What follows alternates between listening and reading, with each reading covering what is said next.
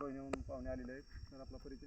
माझं नाव दादाराव गवळी, मुक्काम पोस्ट रोहिणा, तालुका परतूर, जिल्हा जालना. बरं, आपली हे दिनकर रापाची SRT शेती बघून आपल्याला काय वाटतं? काळेसाहेबाची शेती पाहून म्हणजे जी मला अपेक्षा होती त्यासारखे तुमच्या काळेसाहेबाच्या शेतामध्ये पिकं दिसायला लागले. कारण तुम्ही पहिली कपाशी घेतली होती, कपाशी तुम्ही जमिनीला ठेवले पुढं, त्याच्यानंतर मध्ये तुम्ही गव्हाचं पीक घेतलं आणि बेडवरती परत तिळाची लागवड केली.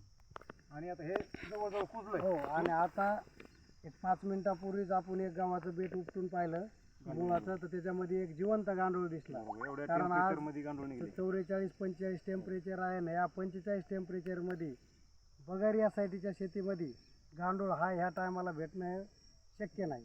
आता एकच आपल्याला त्रासदायक बात होत आहे की हे काय होलंय, आपण आता नालीमध्ये गव्हाचं पीक घेतलं आणि पारंपरिक शेती करणाऱ्याला असं आवडत नाही. हो, हे स्पेस रिकामा दिसतो. हो.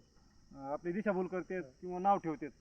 परंतु त्यांना आपल्याला एकच त्यातून फायदा झाला की आपलं बियाणं कमी लागलं, खर्च वेळ कमी वाचला, खर्च वाचला, 2 क्विंटल उत्पन्न कमी होतं ना. हा, आणि आपली भूमाताही सशक्त व्हायली. त्याच्यात मला एक तुम्हाला जे निगेटिव्ह विचार जे तुमच्या मनात जे पसरतात शेजारी पाजारी, तर मी तुम्हाला त्याच्यातलं एक ठोक उत्तर देतो. पूर्ण शेत 100% पेरणी करून गव्हाचं पीक घेऊन जर समजा तुम्हाला आता या 35 गुंठ्यामध्ये 11 क्विंटल गहू झाले आणि जर पारंपरिक पद्धतीनं जर गहू तुम्ही घेतले असते तर 15 क्विंटल बी झाले असते. मी त्याला दुमत नाही आहे, पण ते 15 क्विंटल गहू ज्यावेळेस तयार करून घरी आणतात त्यावेळेस गव्हाची जमीन तयार केल्यापासून गहू घरात आणेपर्यंत तुमचा खर्च किती होतो आणि खर्च जाऊन मग गहू किती उरते तुम्हाला, त्याचं कॅल्क्युलेशन करा. समाज हा माणसाला घोड्यावर बसू देत नाही आणि पायी चालू देत नाही.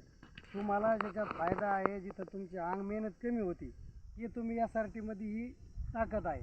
आणि एक आज आनंदाची बातमी की आपल्या गावात बाबुलताऱ्यामध्ये जालना जिल्ह्यातले शेतकरी आहेत लक्ष्मण कानोडे यांनी आज SRT सुरुवातीला शेतीला प्रारंभ केला आहे आणि बेड पाडणे त्यांचे चालू आहे.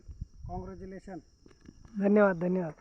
आणि असेच आपल्या जालना जिल्ह्यातली SRT शेती शाळा प्रशिक्षण वैद्य सर विठ्ठल मारुती वैद्य यांच्याकडे आहे आणि त्यांचं मार्गदर्शन आणि त्यांच्या मार्गदर्शनानुसार आपल्या जालना जिल्ह्यात जास्तीत जास्त SRT पद्धतीने शेतकरी तयार होतात आणि SRT पद्धतीने शेती करायला लागलेत. ही खूप अभिमानाची गोष्ट आहे. आता माझं एक थोडक्यात 1 मिनटं घेतो. माझं SRTचं 2रं वर्ष आहे. मी ह्या वर्षी 3.5 एकर ऊस तुटून गेल्याच्या नंतर खोडवा तो पूर्ण जमिनीला ठेवला आणि आज तो एक 60% ऊस माझा पूर्ण जळून गेला. 40% राहिलेला आहे, तो बी ह्या महिन्यात जळून जाईल. आणि 1 जूनला मी त्याच बेडवरती सोयाबीनची लागवड करायला लागलो आणि बेडचं अंतर आहे सरीतलं 5 फूट आणि 6 इंचावर सोयाबीनचे 3 दाणे टोकन करायला लागलो आणि माझं एकरी टार्गेट आहे 15 क्विंटल. धन्यवाद.